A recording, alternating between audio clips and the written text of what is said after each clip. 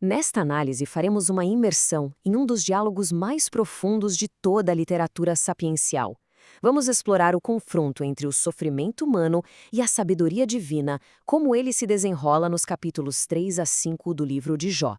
Acompanharemos essa transição da angústia visceral para o argumento teológico, uma jornada que, no fundo, questiona os próprios fundamentos da justiça e da dor. Bem, após um longo período de silêncio, a represa se rompe. A narrativa começa não com uma pergunta, mas com uma maldição. É interessante notar que Jó não amaldiçoa a Deus. Ele amaldiçoa a sua própria existência.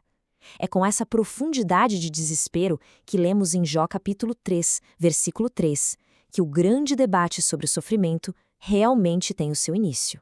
O primeiro ato deste drama, ele pertence inteiramente a Jó. Aqui, nós não encontramos uma argumentação lógica ou uma teologia sistemática, não. O que temos é a expressão crua, poética, de uma alma que foi esmagada pela dor. É um lamento que anseia pelo esquecimento. A questão que Jó levanta é absolutamente fundamental. Ele questiona a própria passagem da não existência para a existência consciente. Para ele, a vida se tornou um fardo tão, mas tão insuportável, que a morte no momento do nascimento seria vista como uma bênção. Uma fuga da agonia que agora o consome por completo. Olhe bem, o desejo de Jó não é simplesmente pela morte, é por algo ainda mais profundo. Um retorno ao nada. É um anseio pela paz do silêncio, da inconsciência, um estado onde a dor é impossível, simplesmente porque o ser que a sente nunca chegou a se formar de verdade. E é neste ponto que Jó revela a sua visão sobre a morte. Ele não a descreve como um terror, mas sim como o grande equalizador. Um refúgio onde as injustiças e as hierarquias da vida são, enfim, desfeitas. Onde os maus cessam de perturbar e os cansados repousam. Onde os prisioneiros desfrutam de sossego e não ouvem a voz do feitor. Ali, o pequeno e o grande, o servo e o senhor encontram o mesmo repouso. A morte para Jó é a libertação final. E é aqui que o tom da narrativa muda drasticamente. O monólogo poético e visceral de Jó é interrompido.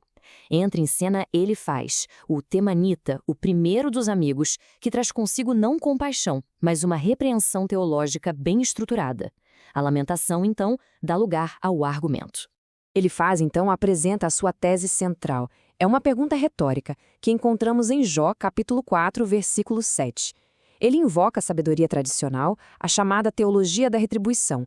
A justiça sempre prevalece, e o sofrimento é, por consequência direta, um resultado do pecado. A implicação para Jó é clara e bastante severa.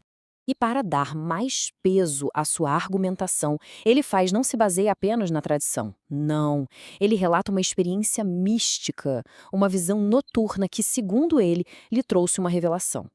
Ele prepara todo o cenário para apresentar sua sabedoria não como uma mera opinião humana, mas como uma verdade recebida diretamente do plano espiritual.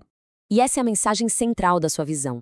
Nenhum mortal pode se declarar puro ou justo diante da perfeição de Deus. Com essa verdade, Elifaz sutilmente desmantela qualquer defesa que Jó pudesse ter sobre a sua própria inocência.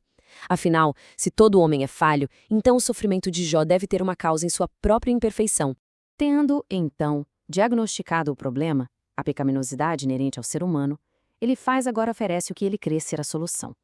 Ele passa da repreensão para a exortação e começa a delinear um caminho de volta ao favor divino. Um caminho que passa pela aceitação da disciplina. Elifaz apresenta o sofrimento não como punição, mas como uma disciplina corretiva de um Deus benevolente. A dor, nesse caso, é uma ferramenta pedagógica. A fórmula é clara: aceite a repreensão, não despreze a disciplina, pois aquele que fere é também aquele que cura, e a promessa é de uma libertação completa e segura. A lógica de Elifaz é precisa, quase sistemática. Para cada aflição que Jó vive no presente, ele oferece uma restauração futura e específica, que está, claro, condicionada à submissão de Jó. É uma teologia de causa e efeito, onde a atitude correta diante do sofrimento garante uma inversão completa da desgraça para a bênção. Elifaz conclui seu discurso com uma declaração de autoridade que soa inabalável. A sabedoria dele não está aberta a debate. Ela é apresentada como um fato verificado, uma verdade pesquisada que Jó deve simplesmente ouvir e aplicar a si mesmo para o seu próprio bem. Para Elifaz, o caso está encerrado. E assim, ficamos com esta questão.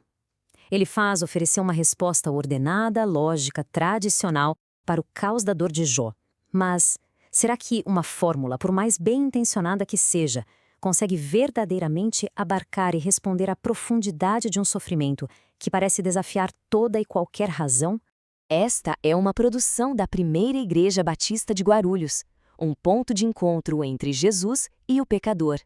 Se esta reflexão teológica foi significativa para seu crescimento, fica o convite para a inscrição em nosso canal, para curtir essa análise e para compartilhar suas impressões aqui nos comentários.